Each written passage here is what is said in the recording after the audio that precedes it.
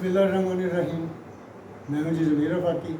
Programme है ज़मीर की आवाज़, और आज हम आपसे इस वीडियो में बात करेंगे मुल्क की ताज़ा तरीन सूरत हाल और गुज़श्ता दिनों जो कुछ हुआ धरने के नाम पर, लॉन्ग मार्च के नाम पर, हुकूमत की सतह पर क्या कुछ हुआ, और उसके बाद फिर धरना जो है वो वापस गया। लेकिन उससे पहले नाज़रीन मैं एक बात आपसे करना चाहता हूँ। हमारे अभी पाकिस्तान में अभी तक सियासत से लेकर समाजी सतह पर भी हम तहम्मुल और रवादारी का हामिल मुआशरा नहीं बन सके। हमारी सियासी एलीट के बयानात, रवैये और तर्ज अमल ऐसे परवान चढ़ रहे हैं जिनसे मुआशरे में इंतशार पैदा हो। कभी आपने देखा होगा माजी में भी सियासी जमातें थीं और एक दूसरे के खिलाफ मुहिम भी चलाती हैं, लेकिन कभी ऐसा नहीं हुआ था जो आज है। अब तो नौबत गाली से लेकर मार पीट तक आ चुकी है, बल्कि इससे भी बहुत ज़्यादा आगे। रिश्ते नाते ख़त्म होते जा रहे हैं, समाज की जो खूबसूरतियाँ थी वो ख़त्म होती जा रही हैं, मिलना जुलना जो था वो ख़त्म होता जा रहा है। और ये सारी वजह क्या है कि हमारी जो एलीट है, सियासी एलीट जो है, ये उसके रवैये हैं जो माशरे में पेनिट्रेट कर रहे हैं। हम यहाँ पर आपको राना सनाउल्लाह साहब की गुफ्तगू भी शामिल करेंगे अपने इस प्रोग्राम में। हम इमरान खान साहब के जो उन्होंने उकला कन्वेंशन में जो फरमाया था वो भी आपको सुनाएंगे। हम महमूद खान साहब के बयानात को भी आपको सुनाएंगे। लेकिन इसके साथ साथ हम ये भी कहना चाहेंगे कि फ़ैसला बरत आवाम को करना है कि क्या इस वक्त जब हमारा बच्चा मकरूज़ भी है,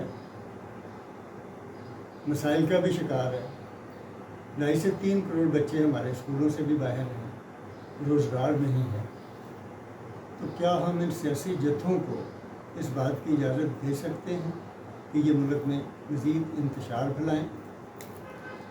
और अब आइंदा और 6 महीने साल के बाद इलेक्शन भी होने जा रहे हैं।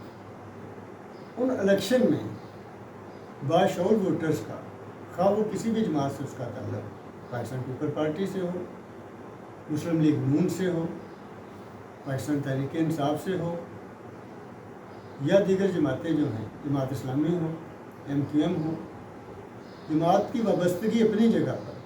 लेकिन हमें ये बात याद रखनी चाहिए कि सबसे पहले हमारा मुल्क है, और मुल्क के बाद हमने, इस मुल्क के साथ हमने हमारी पहचान ये है। अब हम आते हैं अपने आज के मौजू के ऊपर। अभी हाल ही में PTI के सरबराह जनाब इमरान खान ने इस्लामाबाद लॉन्ग मार्च और धरने की कॉल वापस लेने का जवाब फराहम करते हुए कहा कि हमारे कारकुनों के पास असला था, अगर मैं धरना ख़त्म न करता तो मुल्क में इंतशार और फसाद पैदा हो सकता। ये और आगे जाएगी, और मुझे देख के उन्होंने और जोश में आना था, और उधर मुझे 100% मुझे शोर था कि गोली चलनी है, और गोली चलनी है। यहाँ भी लोग तैयार हो गए थे जो हमारी तरफ से, कईयों ने, मैंने देखा वो लोगों ने पिस्टल रखे हुए थे, तो मुझे खौफ हो गया कि अब अगला स्टेप ये है कि यह इंतशार होगा। इमरान खान के इस बयान के बाद पाकिस्तान में दुनिया भर के संजीदा हलकों में ये बहस शुरू हो गई कि ये कैसी जमहूरी सियासी जमात है जिसका सरबराह खुद ये इतराफ़ कर रहा है कि हमारे कारकुनों के पास असलहा था और वो इस्तेमाल भी कर सकते थे। और क्या वो सियासी जमात है या क्या वो कोई मुतशद्दिद ग्रुप? अब ये परसेप्शन जो है PTI के हवाले से, पहले सिर्फ ये था कि इस जमात के कारकुन, सरबराह और दीगर जो मुअज़्ज़िज़ीन थे, वुज़रा थे, पहले सिर्फ उनके बयानात जो होते थे उसके ऊपर बात हुआ करती थी कि जी इनके बयानात ऐसे हैं, वो इस तरह से बात कर रहे हैं, इस तरह से कर रहे हैं, हमारे समाज के साथ वो नहीं करते। लेकिन खान साहब के इस बयान के बाद सियासी जमातें हमेशा से जमहूरी अमल का एक हिस्सा रही हैं। जलसे भी हुए, जुलूस भी निकले, धरने भी हुए, लेकिन कभी किसी सियासी जमात के किसी कारकुन के पास कभी असला लाने की बात या उसकी किसी सरबराह ने इस तरह बात नहीं की कि उनकी जमात के पास या उनके कारकुनों के पास असला था, और अगर हमारे साथ कुछ होता तो आगे से उसका रद्द-ए-अमल भी होता और फिर पूरे माशरे में एक अनारकी, जंग और जदल की शक्ल भी पैदा हो सकती थी। ये वो एक जुमला है और ये वो बात है जिसे हम आज के इस प्रोग्राम में थोड़ा सा और आगे बढ़ाएंगे। अभी इमरान खान साहब के बयान की स्याही खुश्क भी नहीं हुई थी तो KPK के वज़ीर आला महमूद खान साहब का एक बड़ा दबंग बयान आया कि अब अगर कॉल दी अपना इमरान खान साहब ने इस्लामाबाद के लिए तो मैं अपने लाओ लश्कर के समेत, यानी उनका ये कहना था कि वो अपनी फ़ोर्स के साथ, और फोर्स कौन सी है, जिस सूबे के वो वज़ीर आला हैं उस सूबे का इंतज़ाम, क्योंकि इंतज़ामी वो मुंतज़िम हैं तो उनके पास लामहला ज़ाहिर है फ़ोर्स भी है, पुलिस भी है सारे, तो वो क्या उनको साथ लेकर आना चाह रहे हैं या कोई उन्होंने जत्था तैयार किया हुआ है। जो खैबर पख्तूनख्वा की हुकूमत और अवाम के साथ इस इम्पोर्टेंट नाअहल हुकूमत ने किया है तो इंशाअल्लाह इसका बदला हम ज़रूर लेंगे। किसी भी सूरत में इसको नहीं बख्शूंगा। आपने मेरे पीछे खड़े होना है। सब अवाम ने, ISF ने, यूथ ने, पाकिस्तान तहरीक इंसाफ के वर्कर्स ने और खैबर पख्तूनख्वा के अवाम ने, उस वक्त तो मैं पुरअमन जुलूस में गया था। खान साहब दोबारा कॉल देंगे तो मैं बताऊंगा जो खैबर पख्तूनख्वा की फोर्स है वो मैं इस्तेमाल करूंगा। हम नहीं छोड़ेंगे उनको, किसी भी सूरत पे नहीं करेंगे। जो हमारे लोग जख्मी हुए हैं, हम अदालत जा रहे हैं उनके खिलाफ, इस इम्पोर्टेड हुकूमत के खिलाफ। इम्पोर्टेड वज़ीर आज़म, नाअहल वज़ीर आज़म, चूर वज़ीर आज़म, ये सुने, मैं तुम्हें अल्टीमेटम दे रहा हूं कि जो हमारा हक है खैबर पख्तूनख्वा का, ये हम छीन के लेंगे, ये हम छीन के लेंगे। हम आराम से नहीं बैठेंगे। तो इंशाअल्लाह हम इनके खिलाफ मुकदमा दायर करने जा रहे हैं और इंशाअल्लाह ये जीत के दिखाएंगे। शुक्रिया। पाकिस्तान जिंदाबाद। अब ये बयानात जो हैं इसे संजीदा हलकों में बहुत ही संजीदगी से लिया जा रहा है, सिर्फ पाकिस्तान में नहीं, पाकिस्तान से बाहर भी। अच्छा, अभी महमूद खान साहब की बात ख़त्म नहीं हुई थी तो हमारे पंजाब के सीजन पॉलिटिशियन हैं परवेज़ इलाही साहब। परवेज़ इलाही साहब के बारे में अच्छी राय लोगों की है। उन्होंने जब वज़ीर आला थे तो कई अच्छे काम किए, लेकिन जब वो PTI के हुए और उसके बाद उस जमात के साथ उनका ताल्लुक़ हुआ तो अब उनका ये बयान सामने आना कि जी अगर इमरान खान को गिरफ़्तार किया गया तो इसके नताइज बहुत ख़तरनाक होंगे मुल्क के लिए। उसको वाज़ह करते हुए उन्होंने ये कहा कि यानी कहने का मकसद ये था कि कुछ भी हो सकता है। अगर इससे पहले इन्होंने इमरान खान साहब को गिरफ्तार कर लिया तो फिर क्या होगा? गिरफ्तार करके तो मरना है इन्होंने। अच्छा। करें गिरफ्तार, चलो देख लें इनका जो हशर होगा ना। हाँ। ये अपनी मौत को दावत देंगे क्योंकि लोगों ने तो इनको इनके घरों के आगे जो होनी है ना, और इनके वहाँ जहाँ भी ये रहते हैं, जहाँ जहाँ जो भी रहता है, ये कोई अच्छा ये अगर करते हैं तो हमें क्या, ये कोई अक्लमंदी वाला फैसला होगा। अच्छा, और आखिर में अपनी कब्र खुद खोद देंगे चौधरी साहब, अपनी कब्र खुद खोद देंगे अगर ये फैसला करेंगे। चलें अहमद मीर साहब ये नोट कर लें, अपनी कब्र ये खुद खोदेंगे अगर ये बात करेंगे। अब सवाल ये है कि ये मुल्क तो पहले ही कई सानहात से गुजर चुका है जहाँ दलील की जगह हथियार उठाए गए और नतीजा सबके सामने है। मुल्क की कई साल दहशतगर्दी की लपेट में रहा। हथियार उठाने वाले भी रियासत की रिट को नहीं मानते थे और रियासत के अंदर अपनी रियासत कायम करना चाहते थे। दानिशवरों में इस बात पर भी तशवीश पाई जाती है कि क्या हम फिर उसी रास्ते पर चलते दिखाई दे रहे हैं जिसका माजी में शिकार रहे और जानो माल के साथ मुल्क की बदनामी भी हुई।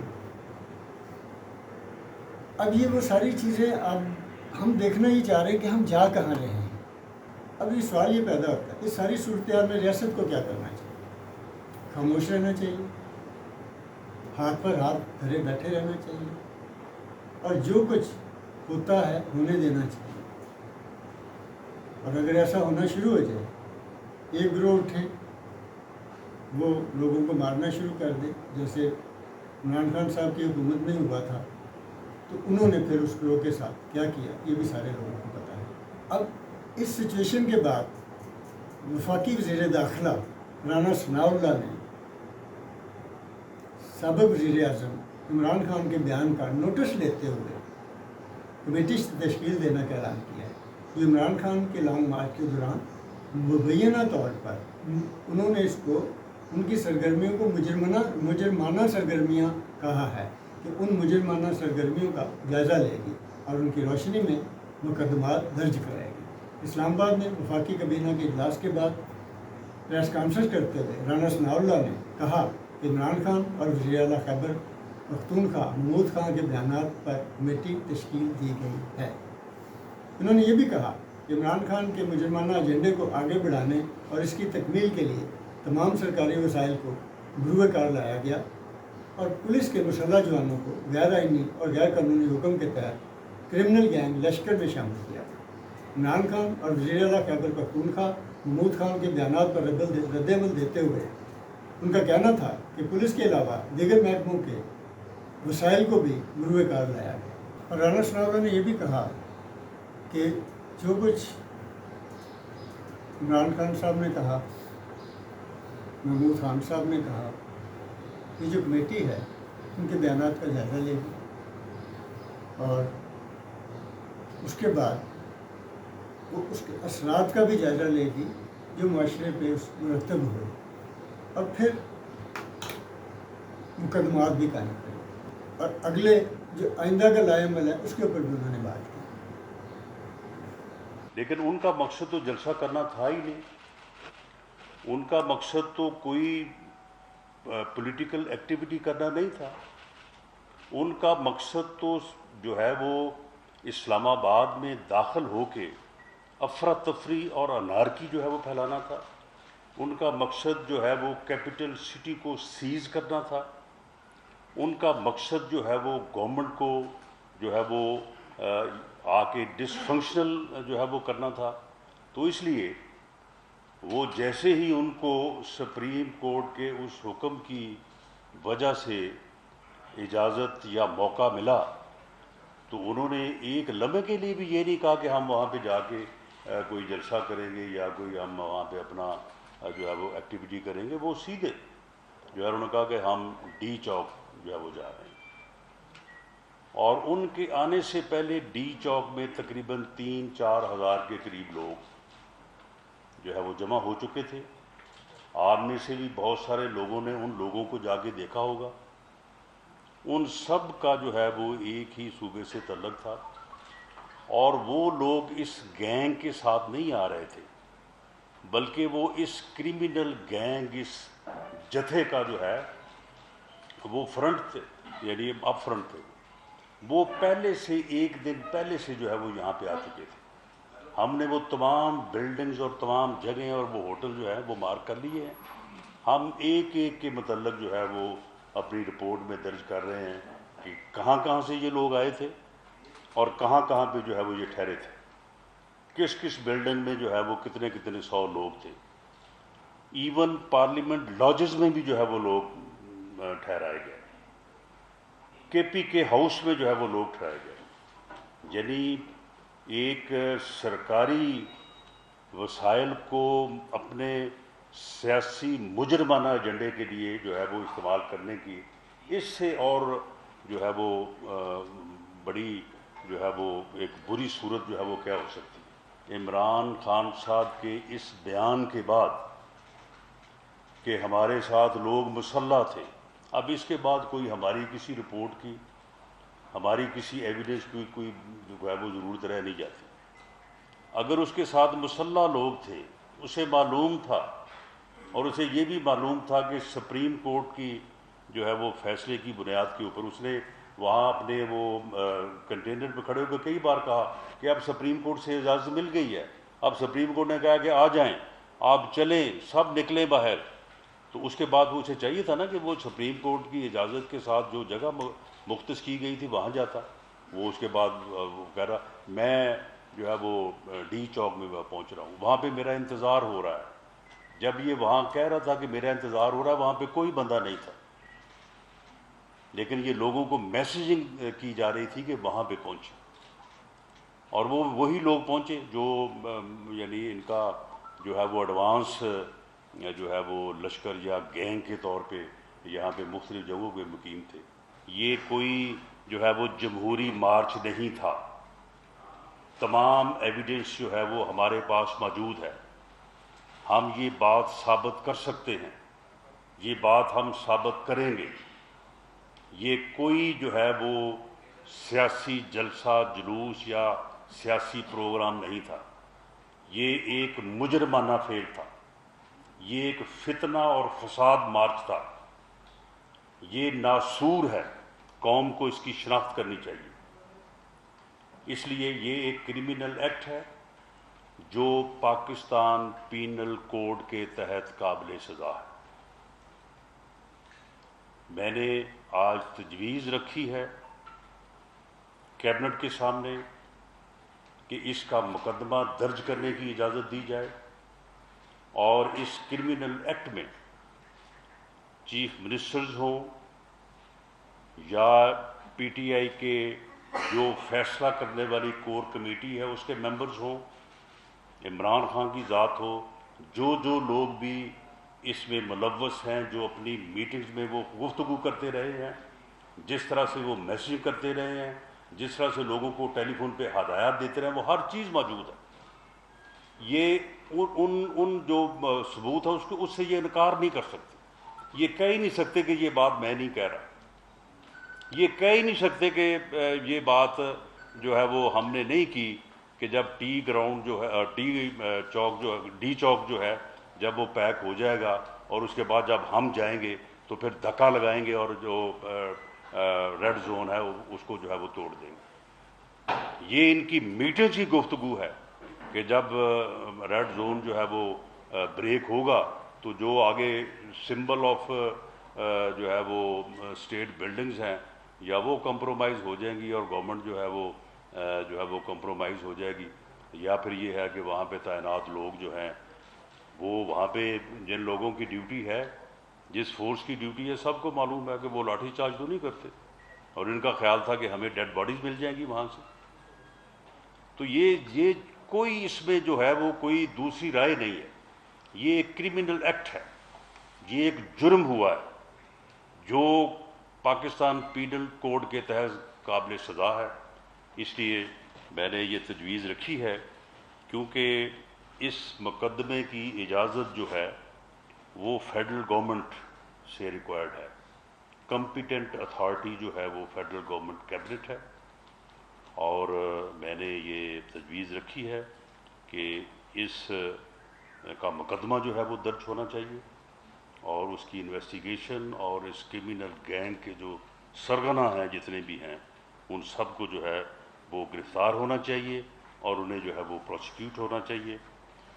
کیبنٹ نے ایک کیبنٹ سب کمیٹی جو ہے وہ انہوں نے جو ہے وہ تجویز کی ہے کہ وہ ان تمام چیزوں کو جو ہے وہ پوری طرح سے جو ہے وہ انالائز کر لے، اور اگر وہ تجویز یا وہ موقف جو میں نے اختیار کیا ہے اس میں وزن ہے تو پھر یہ کمیٹی جو ہے وہ اپنی رائے سے جو ہے وہ فیڈرل گورنمنٹ کیبنٹ کو جو ہے وہ آگاہ کرے گی، اور مجھے امید ہے کہ جس طرح سے میں نے پہلے بھی عرض کیا ہے کہ اس میں کوئی یعنی ان کی ہی اپنی ٹیلی فون گفتگو میں، ان کی اپنی میٹنگز میں، ان کی اپنی ویڈیوز میں آڈیو ویڈیو جو ایویڈنس ہے اس سے ہی ہم ثابت کریں گے۔ ہم اپنے پاس سے کوئی بات نہیں کریں گے، اپنے پاس سے ہم کوئی نہیں کہیں گے کہ جنہوں نے یہ کر دیا وہ کر دیا، وہ خود ہی بتا رہے ہیں کہ ہم نے کیا کیا ہے، کیا کرنے جو ہے وہ ہم جا رہے ہیں۔